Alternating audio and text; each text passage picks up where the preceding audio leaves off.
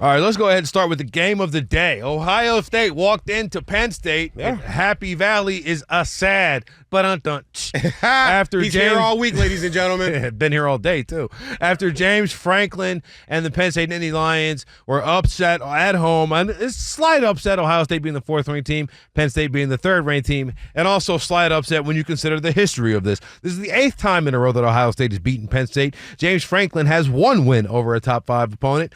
I forget how many there have been. He has 3 against a top 10 opponent, and now he has 18 losses. So 3-18 all time against the top 10 at Penn State, which is just shows to show you that the fans in Penn State are okay with 10-2 is good for them because they're fine with losing to Ohio State. Yep. They're fine to losing to Michigan every so often, and then playing in one of those earlier bowl games. But this one was a game in which Ohio State tried so hard, VJ, to give this game away. Yep. You had Will Howard throwing an interception for a pick 6. Then you had Will Howard kicking the ball out of the back of the end zone for what is the best rule in football, a turnover and touchback. If you don't walk into the end zone with the football, it's easy. Don't fumble. Either way, that's 14 points right there, given essentially to Penn State, and James Franklin still blew it.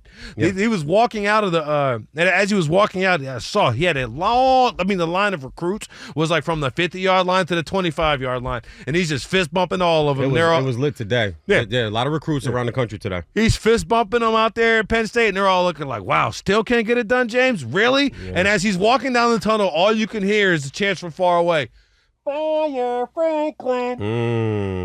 Fire Franklin.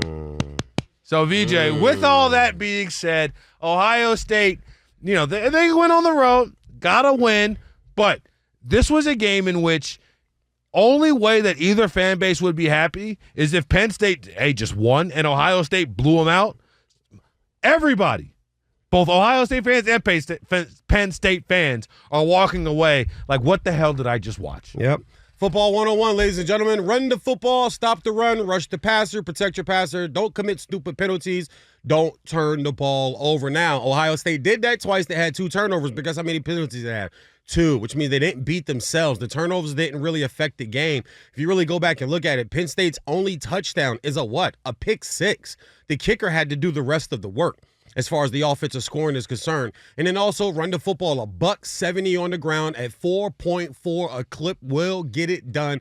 Good things happen when you commit to running the football. You stick to running the football. Judkins, the transfer from Ole Miss, is legit. The backup is just as good there.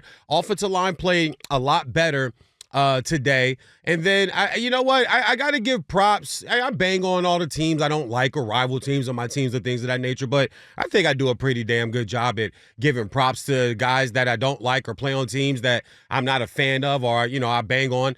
Today, Will Howard actually earned, as a coach, and I'm looking at this from a coach. I'm watching this from a coach, because if you watch this game, he throws the pick 6 early, right? It's 10-0.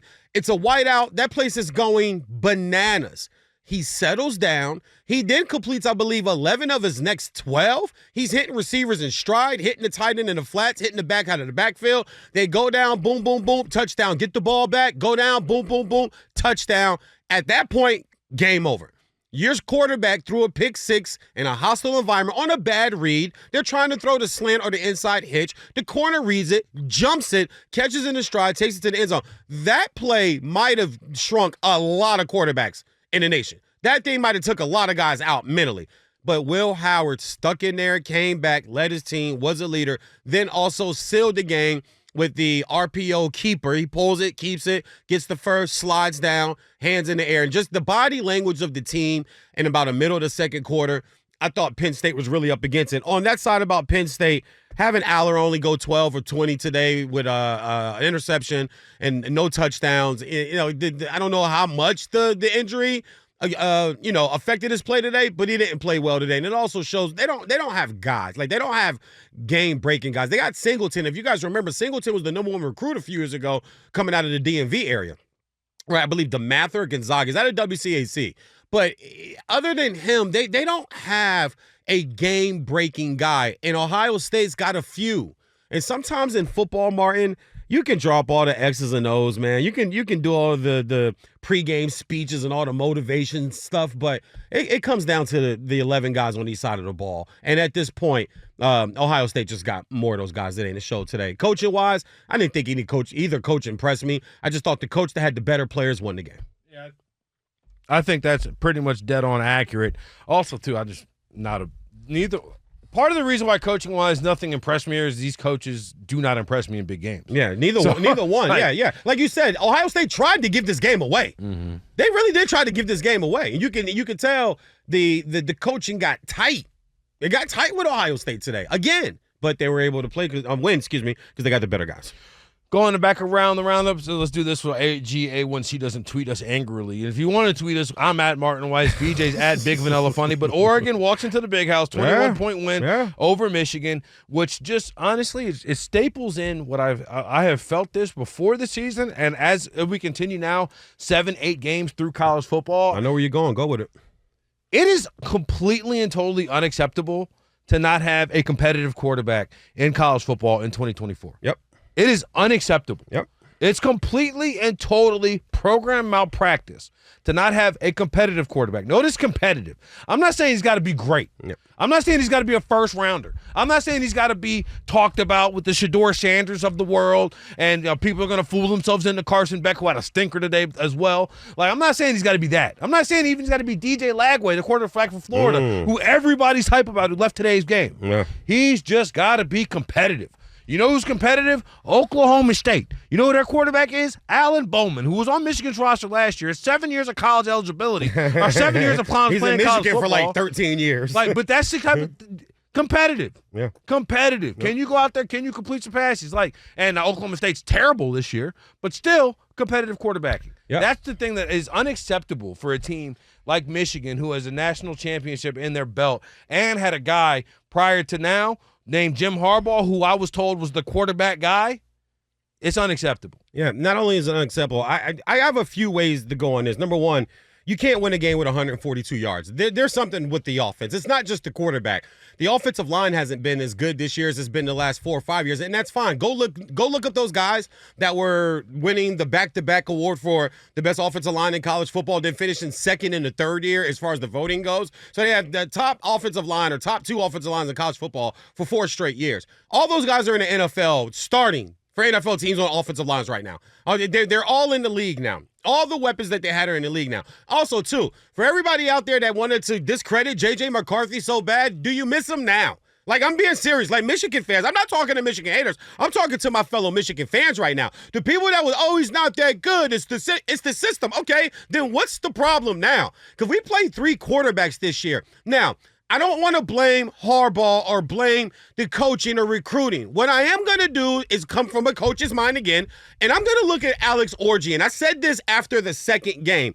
Young man, you should be better. Like, you should be better. I remember you from high school. I remember you playing in the state of Texas in high school football. I'll be honest. You look like the same quarterback. You don't look any better. Now, can we put that on some coaching? Sure. Can we put that on some training? Sure. But it does start with you. It really does start with you. You can't throw. They don't even allow you to throw. Like, you don't even get a chance to throw the football. And then Jack Tuttle was going to be the guy. Remember, we were trying to figure out, okay, what happened? Coming out of spring practice, Jack Tuttle was the guy. He was the guy that everybody's raving about. And then all of a sudden, Davis Warren's name got thrown into the mix. We're like, okay, what happened to Tuttle? And then we found out that there were some sick things. There were some other things going on. And then he retired this past week. So he's done with football. So you lose him. Now, this Underwood kid that's been rumored that was committed to LSU, you better grab him. Because the kid that was there just decommitted. The kid that was playing in Florida just decommitted. Okay? He was Gatorade Player of the Year when he was in high school. So he's left. So you better fix this. And I'm with Martin. It's really unacceptable. Like, I'm not going to sit here and try to laud last year's champion. No, I'm honestly kind of past that. I'm still looking at now in the future. We better get this quarterback position right in Ann Arbor, or real talk, Sharon Moore, your job's going to be on, you're going to be on the hot seat. It's a new day in sports, period. And I don't think it's always fair, Martin, but hey, it's a results-based business. You have to produce results. National championships do last a little bit, give you a lot of time, but you weren't the head coach. You were the assistant, the offensive, whatever your title was last year. That really goes, offensive coordinator, thank you. That goes to Jim Harbaugh was the head coach. It's not, you were part of the national championship, but it's not, your national championship, even though you did coach, 6 games he had to coach last year because Harbaugh was suspended? No, because Harbaugh was suspended earlier in the year, wasn't he? Then it's five or 6 games. Okay, so he's missed the 3. Yep, the last 3. Penn State was one of the 3 that he missed initially. Yep. Then Ohio State. It was the last 3 last year in Maryland. It was Penn State, Maryland, Ohio State, and then was Harbaugh back for the Big Ten? He's back for the Big Ten championship game. Then I think it was a game or 2 earlier in the year. But I'm with you 100%. It's unacceptable. You got to fix this. Shout out to Oregon. You did what the number 1 team's supposed to do. You go into a hostile environment and you beat a team by 3 touchdowns. That you should beat by 3 touchdowns because of what they're putting on the field. The defense can only really do so much too. And I think I overestimated the defense. I thought the defense would be a lot better than it is this year. I've heard this a lot, and I'm not trying to cut you off. No, go ahead. My thing is, when you're only getting 215 yards of offense. Yeah, well, 142 today. 112 was the Loveland. That's what it was. Loveland had 112. Loveland had 112 That's what it himself. was. That was where that 15 came out. Yeah. But if you have less than 350 yards of offense, I don't want to hear about how bad your defense is. Yeah, I get you. I don't want to hear about it. I get you. Because you're not playing complimentary football by any stretch of the imagination. Yeah. Right? So if you're only scoring, they scored 12 points against Texas, 17 today. Yeah. That's not enough to win big games. It's just simply not. And I think Harbaugh does wear some of this because here's the thing. Maybe let's say in a different alternate universe, and I know it doesn't matter, but if he had stayed, right? And JJ stayed as well. And everything happened the same way. JJ gets hurt in spring practice, so on and so forth. Then what? Then what? Yeah. Like, I've been told since Jim Harbaugh was at the San Francisco 49ers, and prior to that he is a quarterback whisperer. He is a guy who brings QBs in. And I had to hear it all summer when you talk about how he's going to just unlock Justin Herbert. I have not seen it outside of a few. Colin Kaepernick, J.J. McCarthy. That's it. Well, Wilton Spate, K. McNamara. He took guys. Those are guys that nobody wanted and brought him in and won and went 10 wins, 11 wins, won the Big Ten championship with those guys. But if you're a quarterback guy, why is it that you got to take guys that nobody wants? Lincoln Riley is a quarterback guy. He's consistently getting the top 5 guy in the class. I don't know where Miller Moss was, but prior to now, he was consistently getting that dude.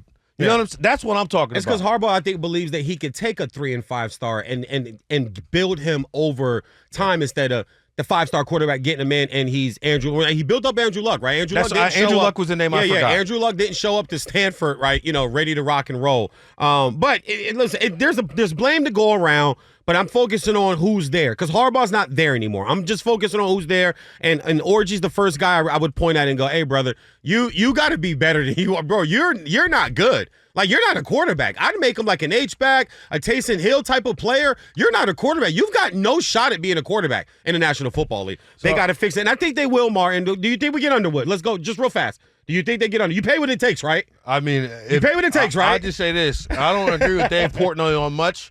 But if he's got $3 million he wants to put up for the Michigan quarterback fund, I will relax some of my negative sayings. That's all I'll say. That's about as far as I'll go there. Yeah.